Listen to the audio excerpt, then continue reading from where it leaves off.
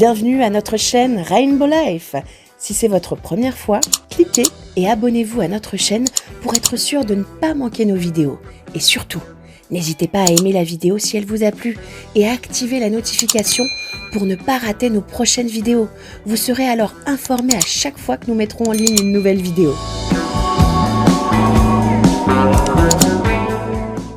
Bonjour à tous et bienvenue dans le Morning Booster. Vous êtes-vous déjà posé cette question? Suis-je acteur ou spectateur de ma vie?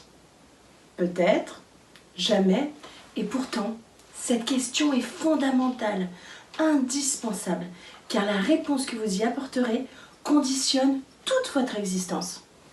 Je vais développer un petit peu. Connaissez-vous des gens qui s'énervent parce qu'on leur a fait une queue de poisson? Ou alors, avez-vous des amis qui vous disent constamment que s'ils galèrent financièrement, c'est parce que tout est trop cher? Ou alors même que tout va mal parce que nous sommes dirigés par des incapables? Oui? Peut-être, vous en connaissez beaucoup? Ou alors peut-être même vous-même avez parfois ce genre de sentiment, de pensée. Vous savez, il est courant d'attribuer aux autres la responsabilité de nos malheurs. Et ce n'est pas être acteur de sa vie. Être acteur de sa vie, c'est le fait de prendre conscience de la vie que l'on mène et que l'on souhaite la faire évoluer. Il faut savoir comprendre les émotions et les situations que nous croisons à un moment donné. Il faut vraiment choisir sa vie au lieu de la subir en tant que spectateur. Il faut découvrir toute l'importance de notre existence et nos capacités pour être acteur de sa vie et jouir de votre potentiel. Dans la vie de n'importe qui, il y a des hauts et il y a aussi des bas. Mais chacun peut agir à sa manière pour influencer, plus ou moins, son destin. Et pour y arriver, il ne faut pas être spectateur, mais au contraire, prendre des initiatives et saisir les opportunités. Faire le choix d'élever sa vie, de la faire évoluer, d'en être acteur, c'est être prêt à découvrir aussi qui on est vraiment. Le premier pas vers une réelle transformation consiste à analyser ses forces de caractère, car c'est en utilisant nos forces de caractère qu'on devient complètement engagé et alors investi dans sa vie. L'engagement, c'est ça, être acteur de sa vie, l'action. Alors, vous savez, on vit encore dans un monde où, ne serait-ce qu'à l'école, sur les carnets scolaires, on peut voir peut mieux faire, ou alors on a des C, peut-être un A par-ci par-là. Mais finalement, même s'il y a des A, ce que retient l'enfant et ce que retiennent aussi beaucoup les parents, malgré les efforts que cet enfant a pu fournir, eh ben, il n'est pas au top. Alors pourquoi est-ce qu'il irait continuer à travailler, continuer à faire mieux, étant donné que la seule chose qu'on lui dit, c'est peut mieux faire? Bien souvent, je ne sais pas si vous l'avez remarqué, mais il en est de même dans le milieu professionnel. On reconnaît pas beaucoup, à peine, ce qui est bien fait. Par contre, on met l'accent sur ce qui est mal fait. Alors si vous souhaitez aujourd'hui opérer un changement dans votre vie, devenir acteur, commencez par vous concentrer sur ce en quoi vous êtes doué et employez vos talents pour relever les défis. Et ensuite, mettez en place un plan d'action pour gérer au mieux vos limites et développer des techniques dont vous avez besoin pour vous améliorer.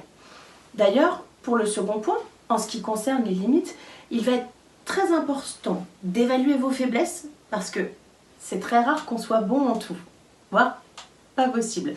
Devenez chanteur d'opéra si vous chantez comme une casserole, ça risque d'être assez compliqué. Alors, ça paraît illogique, mais il y a beaucoup de choses qu'on aimerait faire comme ça, alors qu'à la base, ce n'est pas réalisable. Donc il faut prendre conscience de nos faiblesses, de nos capacités. Et pour faire simple, il y a deux types de faiblesses. Il y a celles dont vous n'avez pas besoin de vous soucier, car elles n'ont pas de grand impact sur vous ou sur votre vie. Telles que, j'aurais aimé faire du piano, jouer un instrument, et finalement l'occasion ne s'est pas présentée.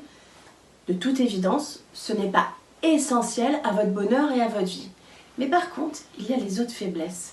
Celles que vous devez surmonter pour atteindre un objectif donné et satisfaire une ambition. Par exemple, vous êtes faible en maths, mais vous souhaitez plus que tout gérer une entreprise. eh bien, il va falloir communiquer au mieux et gérer l'entreprise au mieux. Donc pour cela, il faut absolument faire des progrès dans ce domaine. Il va donc falloir combler vos lacunes pour pouvoir justement faire de vos faiblesses une force ou tout de moins quelque chose qui ne vous fera pas aller en arrière. Et le dernier point, pour être complètement acteur de sa vie, c'est de savoir puiser des forces chez les autres. Les forces de caractère des autres peuvent se compléter aux vôtres. Il est utile de s'y intéresser, de les reconnaître, mais aussi de les apprécier. Vous savez, on dit souvent deux têtes valent mieux qu'une, ou encore seul on avance vite, mais ensemble on va plus loin. La rencontre et la conjugaison des forces de chacun permet de créer un environnement stable et meilleur. Sachez reconnaître les vertus des autres, ça vous aidera non seulement à identifier les personnes que vous avez envie de mieux connaître et avec qui vous désirez passer du temps, mais ça vous permettra de trouver une complémentarité à vos forces de caractère et d'avoir des modèles à imiter et aussi de bâtir des relations saines et riches de sens. Tout le monde a des forces. Il est possible de travailler sur les vôtres et de développer les plus faibles, celles que vous souhaiteriez utiliser.